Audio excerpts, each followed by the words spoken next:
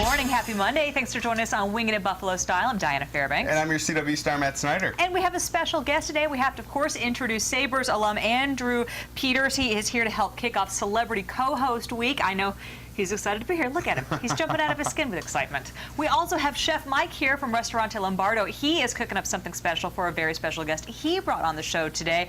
I've got to tell you, it's got to be someone who is contending for the cutest kid of the world. So we're going to introduce her in just a little while. And of course, it's Monday. That means we're going to check in with TMZ about all of the latest Hollywood news. There's a lot we need to catch up with in the world of Big Brother, so you have to stay tuned for a little bit more information on this little bit of a contentious subject we'll be talking about. Dax always gets us caught up. Of course, news headlines as well. We're going to have the latest from San Francisco, where there's an investigation into the plane crash. We're also going to talk to Ed Dranch, News 4's Ed Dranch. He's been working on a special report that airs tonight on News 4, and we're going to talk to the families of the 3407 victims. We're going to talk about pilot training and all the same very issues that they were dealing with last time that we're also dealing with the San Francisco flight. So stay tuned for that. We're going to speak with Ed about his special report in just a few minutes.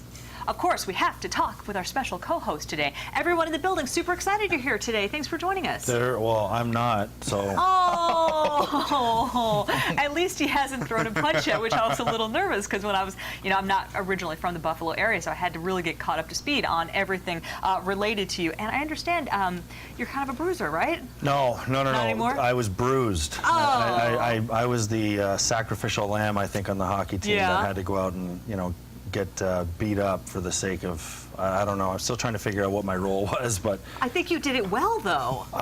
Yeah, if you don't mind being a human punching bag, sure, Yeah. I guess that, I did that well. You look none the worse for wear. You look real nice today on the show. You know what? Fat and out of shape retired hockey player is always it is a shape, isn't it, though? Well, I'm excited to be here, though. I really am. I look forward to the cooking. Oh, yeah. And it seems like you're coming at the perfect time. There's a lot of happening with the Buffalo Sabres with the recent draft, some local picks. So it seems like you're the perfect guy to talk to about all of this. Why? Oh, well, you've been up to a lot of things. We follow you on Twitter. You're always tweeting out new things. But, you're also on this radio show with Kevin Sylvester. Yeah, Hockey Hotline. Just, it kind of fell on my lap about a year ago, and it's been something that just... When I retired from hockey, I got into, medical device sales and whatnot, and I think when you retire from pro sports, you retire as a pro athlete, it's hard to, you almost have to reinvent yourself and figure out what you want to do after hockey. And you know what, I was given a great opportunity and a great career in medical device sales, and the radio gig just kind of fell on my lap 2 days a week. And, I'm not really much of a talker, but that's a joke. I guess if you know me, people tell me I talk too much, but I enjoyed it. I enjoyed being around the game again, talking about the game again.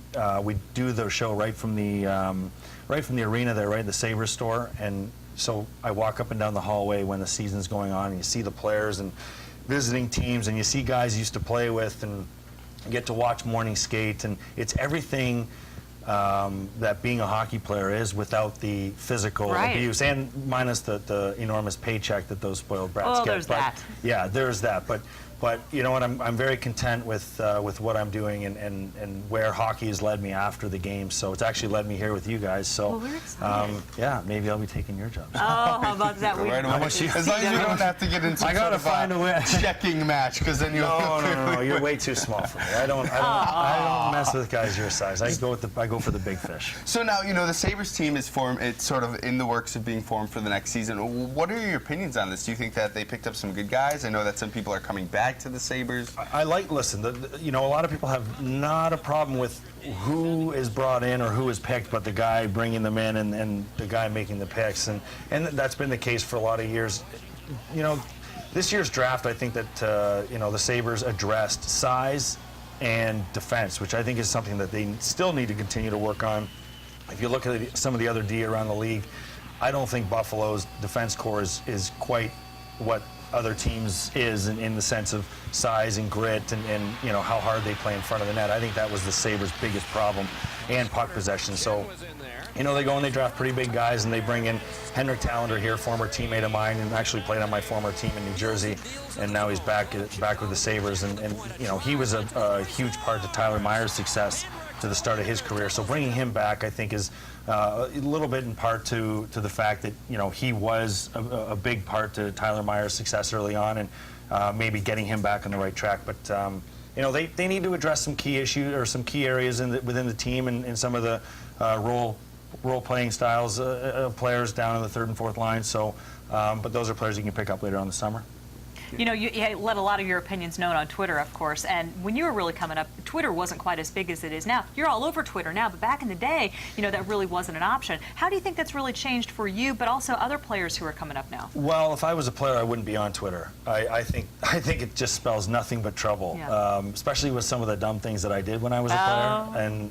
And you didn't want people to know certain things where you are, and I think that's one of the Twitter. I'm not a fan of it. I only use it for media purposes, finding things out. At first, I got a little crazy, and you fire back at fans, but then you realize that people are only trying to get under your skin and goat you into an argument or whatnot. But it's just changed. Social media, just as a whole, has changed sports. Oh yeah. I mean, it's crazy. You look at you know, you ask guys that played in the 70s and the 80s, and you ask guys now, there's just, I mean, guys back then could walk in anywhere and some guys wouldn't know who they were because the only time that you'd see their face was either on the news or in the newspaper.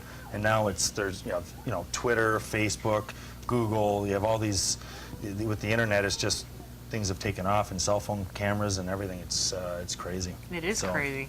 But, you know, but it's helped.